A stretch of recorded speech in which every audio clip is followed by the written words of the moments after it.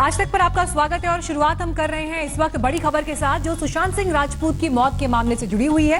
Mumbai police जो इसे investigate कर रही है, बड़े बड़े नामों तक अब जांच की आंच पहुंच रही है और इन नामी हस्तियों से पूछताछ का ये सिलसिला शुरू हुआ तो आज महेश भट्ट भी इस सिलसिले में एक कड़ी के तौर पर इन तस्वीरों में दिखाई दी है। फिल्मकार महेश भट्ट का बयान दर्ज हो चुका है और इसी सिलसिले में कंगना रनौत का बयान भी लिया जाएगा। हालांकि ये देखिए, मीडिया जैसे ही वहां से बाहर निकले महेश भट्ट, उसके बाद मीडिया उन्हें फॉलो करते हुए कि पूछताछ में क्या हुआ, किस बारे में उनसे सवाल पूछे गए, क्योंकि इस तरह की खबरें आ रही हैं कि महेश भट्ट भी एक फिल्म प्लान कर रहे थे सुशांत सिंह राजपूत के साथ, सड़क पार्ट 2 या सड़क 2 आप कह लीजिए। उसमें सवाल यही कि आखिर जब ये फिल्म बनी तो फिर इससे सुशांत सिंह राजपूत को लेकर अगर बातचीत हो रही थी तो क्या हुआ था, किसने मना किया था, किस वजह से सुशांत राजपूत इस फिल्म में नहीं आ पाए। तो कई ऐसे सवाल हैं अनसुलझे जिनके जवाब लोगों के पास नहीं है, लेकिन आरोपों की शक्ल में कई बयान खुद बॉलीवुड के अंदर से ही आवाजें अलग अलग उभर कर आ रही हैं। इनमें से एक सबसे मुखर आवाज कंगना रनौत की भी रही है। लेकिन आइए पहले सीधे अपडेट ले लेते हैं मुंबई से कि आखिर पूछताछ में क्या हुआ। दिवेश हमारे साथ मौजूद है।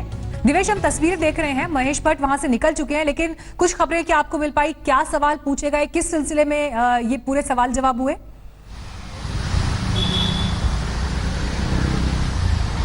मीनाक्षी, देखिए, महेश भट्ट को बुलाया गया था ये पूछताछ करने के लिए कि वो एक फिल्म प्लान कर रहे थे जिसको उन्होंने सुशांत सिंह राजपूत को ऑफर की थी।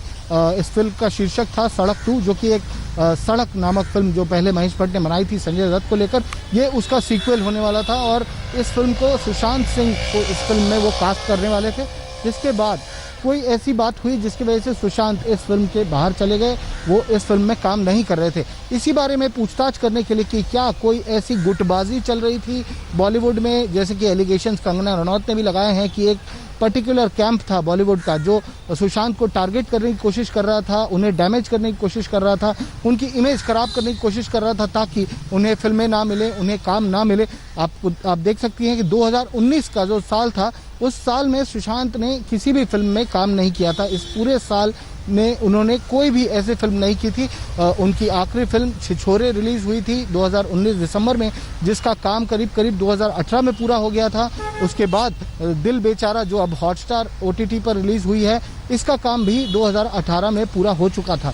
इसके बाद 2019 का जो पूरा साल था, उस साल में सुशांत के पास कोई भी काम नहीं था और इसी दौरान उनकी तबीयत बिगड़ गई, वो डिप्रेशन का शिकार हो गए, जिसके लिए उन्हें ट्रीटमेंट तक करवानी पड़ी। जो महेश भट्ट यहाँ सांता क्रूज पुलिस स्टेशन पहुंचे थे, कितने देर ये पूछताछ उनसे हुई, कितना समय वो वहां पर पुलिस स्टेशन में रुके, इसके अलावा और कौन उनके साथ मौजूद था?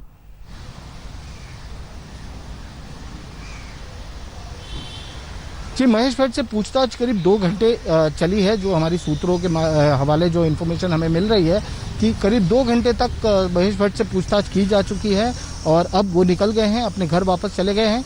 वो अकेले ही मौजूद थे, उनका स्टेटमेंट रिकॉर्ड किया गया और इस वक्त इन्वेस्टिगेटिंग ऑफिसर के साथ वहाँ कुछ वरिष्ठ अफसर भी मौजूद थे। Deputy commissioner of police Abhishek Trimukhe भी वहाँ पर मौजूद थे। जो सीनियर पुलिस इंस्पेक्टर हैं निखिल कापसे, वो भी वहाँ पर मौजूद थे सांता क्रूज पुलिस स्टेशन में उस दौरान जब ये स्टेटमेंट चल रही थी। अभी सूत्रों से यही पता चल पाया है कि जो लाइन ऑफ क्वेश्चनिंग था वो इसी बारे में था, उस फिल्म को लेकर था। सड़क 2 के बारे में पूछताछ की गई कि क्यों उस फिल्म में सुशांत ने काम नहीं किया या क्या ऐसी वजह थी कि वो इस फिल्म का हिस्सा नहीं बन पाए थे।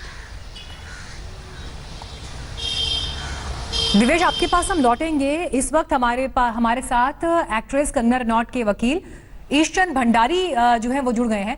भंडारी साहब, पूछताछ का सिलसिले में अब बड़े बड़े नाम आ रहे हैं। महेश भट्ट से भी पूछताछ हुई है और पुलिस ने कांटेक्ट कंगना रनौत को भी किया था कि वो आए, अपना बयान दर्ज कराएं, लेकिन उन्होंने रीजन दिया कि मनाली में मौजूद हैं, अभी कोरोना की वजह से नहीं आ पाएंगी। लेकिन आने वाले दिनों में अगर कंगना पहुंचती हैं पुलिस के पास, तो ऐसे कौन से मुद्दे हैं, ऐसी कौन सी जानकारियां हैं जो वो शेयर करेंगी इस इन्वेस्टिगेशन में हेल्प करने के लिए?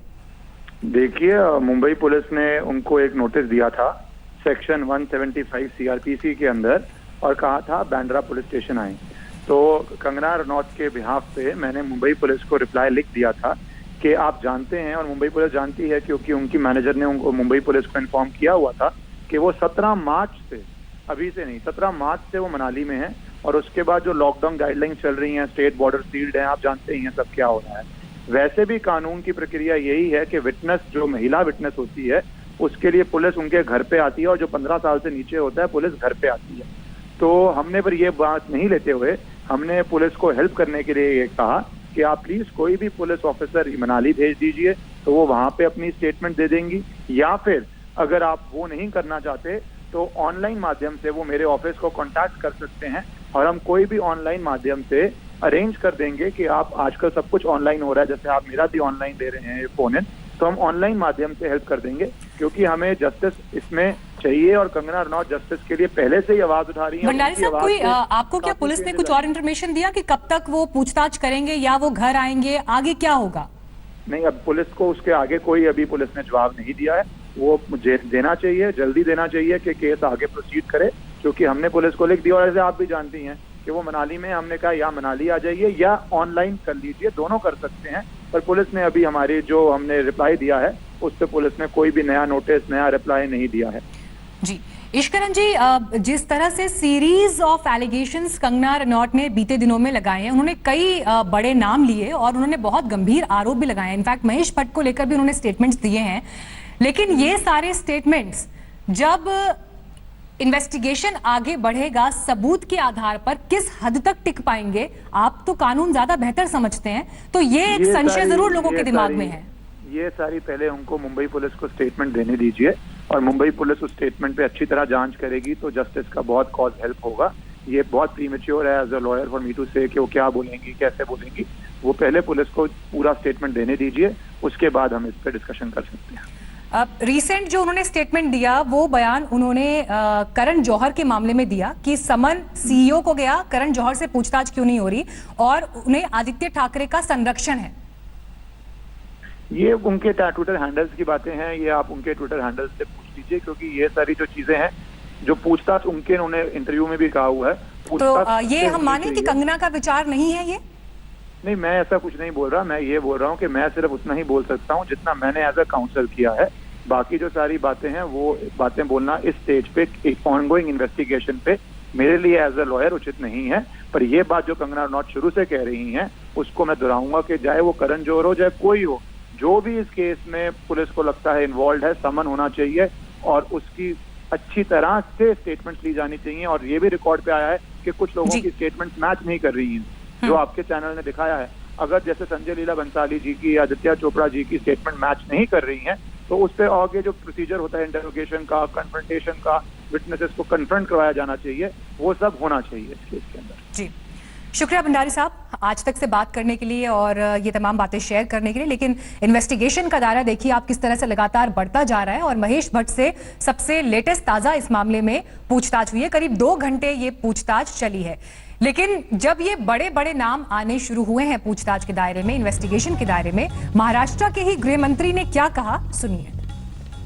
ऐसा है कि सुशांत सिंह राजपूत ने जो आत्महत्या की थी उसके बारे में इन्वेस्टिगेशन चालू है।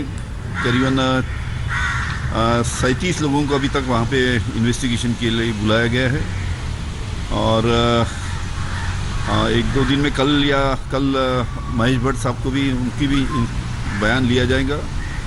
उसके बाद में CRPC 175 के तहत जो कंगना रनौत है उनको भी समन्स भेजा गया है, उनका भी बयान लिया जाएगा, और इस प्रकार जिसकी जरूरत पड़ेगी उनके बयान लिए जाएंगे। सर, करण जौहर की बात सामने आ रही है, करण जौहर को समन किया गया है? ऐसे करण जौहर के मैनेजर को बुलाया है, और उनको इन्वेस्टिगेट करने के बाद में ऐसी जरूरत लगी कि करण जौहर को भी बुलाना पड़ता है, तो उनको भी बुलाएंगे। सर, किस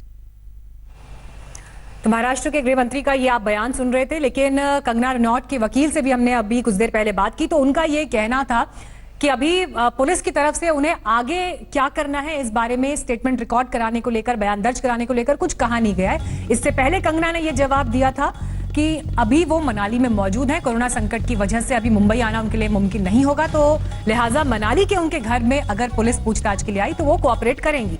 दिवेश हमारे साथ मौजूद हैं। दिवेश, 2 घंटे की पूछताछ महेश भट्ट से हुई, और अभी जब हम कंगना के वकील से भी बात कर रहे थे तो उनका ये कहना था कि जिन बड़े बड़े नामों का जिक्र कंगना रनौत ने किया है अपने स्टेटमेंट्स में, उनके बयानों को आमने सामने बैठाकर जो है बात होनी चाहिए, सवाल पूछे जाने चाहिए, क्योंकि उनके स्टेटमेंट्स में फर्क भी दिखाई दे रहा है। तो आगे अब कैसे मुंबई पुलिस की इन्वेस्टिगेशन बढ़ेगी, सब कुछ इस पर निर्भर करता है।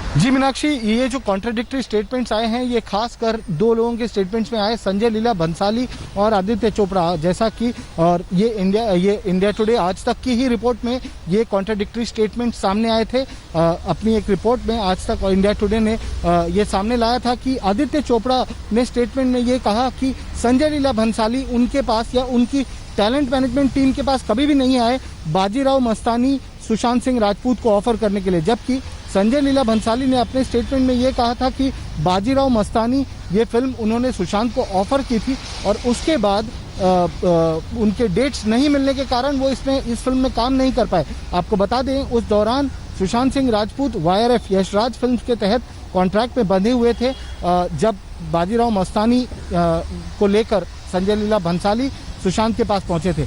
तो इस मामले में टैलेंट मैनेजमेंट टीम जो YRF की है उनसे कांटेक्ट करना जरूरी था, क्योंकि टैलेंट मैनेजमेंट टीम जो होती है वही आगे जाके परमिशन देती है। जो बात आप कर रहे हैं उसी बात का जिक्र कंगना के वकील ने भी किया कि आमने सामने बैठाकर पूछताछ होनी चाहिए, ताकि जो विरोधाभास है बयानों में उसकी असलियत और उसकी तह तक पहुंचा जा सके। लेकिन कंगना रनौत लगातार हमलावर हैं और वो बड़े बड़े नामों का जिक्र कर रही हैं। महेश भट्ट को पूछताछ के लिए बुलाया गया, लेकिन टीम कंगना ने इस मामले में मुंबई पुलिस को निशाने पर ले लिया। उन्होंने कहा कि करण जौहर को अब तक पूछताछ के लिए क्यों नहीं बनाया, सिर्फ धर्मा प्रोडक्शन के CEO को पूछताछ के लिए क्यों बुलाया गया।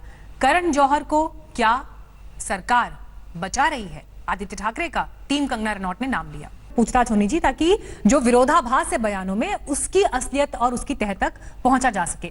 लेकिन कंगना रनौत लगातार हमलावर हैं और वो बड़े बड़े नामों का जिक्र कर रही हैं। महेश भट्ट को पूछताछ के लिए बुलाया गया, लेकिन टीम कंगना ने इस मामले में मुंबई पुलिस को निशाने पर ले लिया। उन्होंने कहा कि करण जौहर को अब तक पूछताछ के लिए क्यों नहीं बनाया, सिर्फ धर्मा प्रोडक्शन के CEO को पूछताछ के लिए क्यों बुलाया गया। करण जौहर को क्या सरकार बचा रही है, आदित्य ठाकरे का टीम कंगना रनौत ने नाम लिया।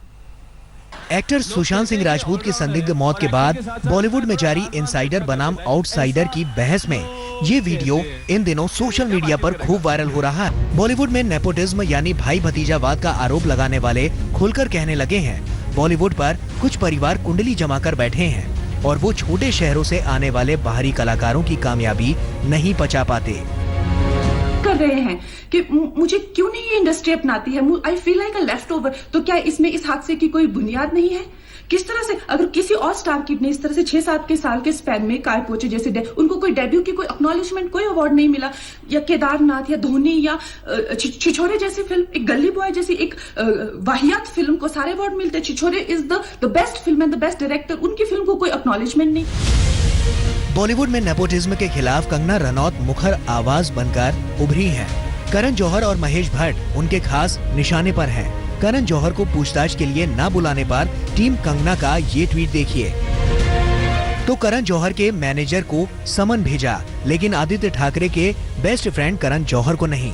सुशांत सिंह राजपूत मर्डर केस की जांच के नाम पर मजाक बंद करो मुंबई पुलिस। समन जारी करने में भी मुंबई पुलिस कैसे शर्मनाक भाई भतीजावाद कर सकती है। कंगना को समन भेजा गया है, न कि उसके मैनेजर को, लेकिन मुख्यमंत्री के बेटे के बेस्ट फ्रेंड के मैनेजर को पूछताछ के लिए बुलाया गया है। क्यों? साहब को परेशानी ना हो इसीलिए। कंगना ने हाल ही में एक इंटरव्यू में आरोप लगाया था कि करण जौहर ने सुशांत सिंह राजपूत को फ्लोर स्टार घोषित किया था। कंगना के मुताबिक करण जौहर ने सुशांत की फिल्म ड्राइव को थिएटर में रिलीज नहीं होने दिया। कंगना ने यह भी आरोप लगाया कि सुशांत का करियर बर्बाद करने में करण जौहर ने अपने बचपन के दोस्त आदित्य चोपड़ा की मदद ली। इस केस में कंगना रनौत का भी बयान दर्ज होना है, लेकिन सूत्रों के मुताबिक वो मुंबई में नहीं है। वीडियो कॉन्फ्रेंसिंग के जरिए उनका बयान हो सकता है। दरअसल सुशांत की मौत पर सबसे पहले संदेह जताने वालों में फिल्मकार शेखर कपूर शामिल थे। उन्होंने ट्विटर पर लिखा था, तुम जिस दर्द से गुजर रहे थे उसका मुझे एहसास था। मैं उन लोगों की कहानी जानता हूँ जिनकी वजह से आप इतनी बुरी तरह से टूटे कि मेरे कंधे पर सिर रख कर रोए। काश पिछले 6 महीने में मैं आपके इर्द गिर्द होता, काश आप मुझ तक पहुँच पाते। जो आपके साथ हुआ वो उन लोगों के कर्म हैं, आपके नहीं। दरअसल शेखर कपूर की फिल्म पानी में सुशांत काम कर रहे थे। बताया जाता है कि सुशांत ने पूरे 11 महीने तक फिल्म के लिए तैयारी की थी, लेकिन शूटिंग कभी शुरू ही नहीं हुई। बाद में खबर आई कि शेखर कपूर और यशराज फिल्म्स के बीच कुछ विवाद खड़ा हुआ है। ये विवाद इतना बढ़ गया कि फिल्म ठंडे बस्ते में चली गई। बताया जाता है कि इससे सुशांत परेशान थे। आरोप लगाया जाता है कि पानी के चक्कर में सुशांत ने संजय लीला भंसाली की 4 फिल्में छोड़ दी थी। पुलिस को दर्ज कराए बयान में संजय लीला भंसाली ने बताया कि उन्होंने सुशांत को जो 4 फिल्में ऑफर की थी, गोलियों की रासलीला, रामलीला, बाजीराव मस्तानी, रीड जो बनी नहीं है, और पद्मावत में उन्होंने सुशांत को ऑफर दिया था। लेकिन उस वक्त सुशांत यशराज फिल्म के कॉन्ट्रैक्ट में बंधे थे और पानी फिल्म के लिए वर्कशॉप में हिस्सा ले रहे थे, जिसके चलते उन्होंने काम करने से मना कर दिया था। आरोप है कि पानी का प्रोजेक्ट बंद होने के बाद सुशांत गहरे डिप्रेशन में चले गए, क्योंकि इसकी वजह से उनके हाथ से भंसाली जैसे बड़े बैनरों की फिल्म निकल गई। दिव्येश सिंह, मुंबई, आज तक। नमस्कार, मैं हूं अंजना ओम कश्यप। हमें उम्मीद है ये वीडियो आपको पसंद आया होगा। लेटेस्ट खबरों के लिए यूं ही देखते रहिए आज तक, और इस वीडियो के पसंद आने पर लाइक, शेयर एंड सब्सक्राइब करना ना भूलें।